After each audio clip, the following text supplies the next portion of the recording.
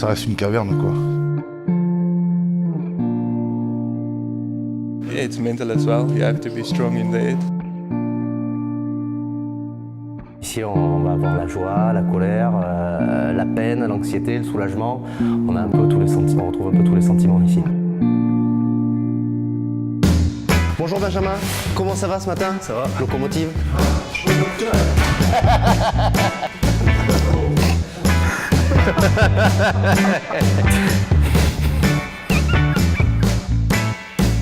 Je viens pour retrouver un peu de flexibilité dans l'épaule, retrouver mes mouvements comme avant la blessure.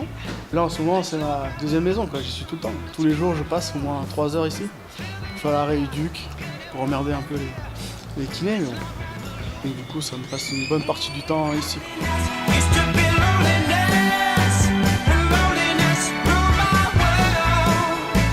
C'est une salle d'échange où il y a souvent une confusion des sentiments. On peut y voir tous les types de réactions. On essaye d'y maintenir une atmosphère agréable.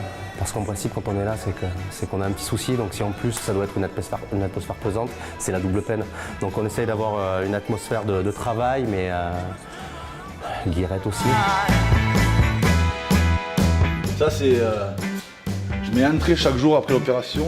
C'est comme en prison. Et là, ça fait 50 jours. Quand je rentre dans cette salle, on va dire que ma connerie se multiplie.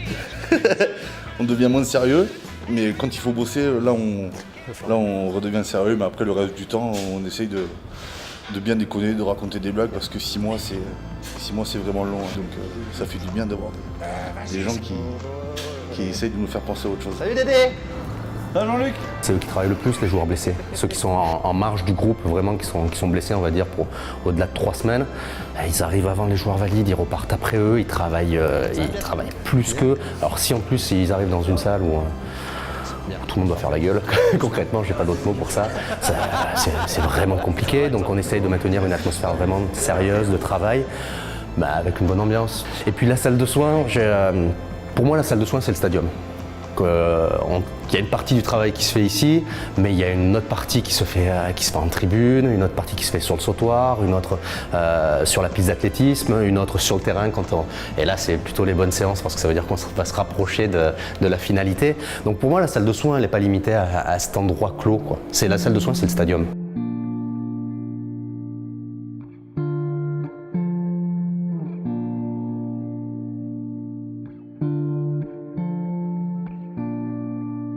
Bizarrement, on passe toujours par là.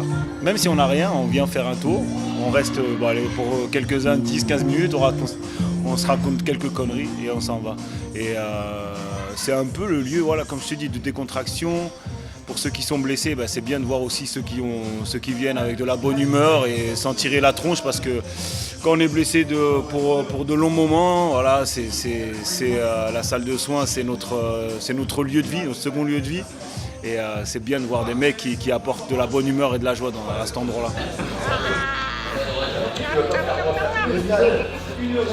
C'est une salle où il y a de la vie, c'est pas une salle de détente non plus. Tu les as pas vus arriver avec le café, se mettre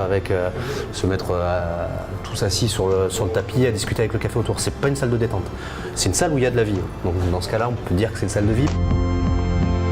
Les pires souvenirs, ils sont pas forcément ici. Les meilleurs, il y a quand un joueur arrive le matin, que c'est son premier entraînement vraiment total, sans restriction, avec le groupe depuis 6 mois. Quand on le voit passer cette porte, il n'a pas le même visage que les 6 derniers mois. Donc ça, on ne se remémore pas toutes les étapes qu'il a dû traverser pour arriver à ce moment-là, mais bon, il y a un peu de ça quand même. Ciao, Mala.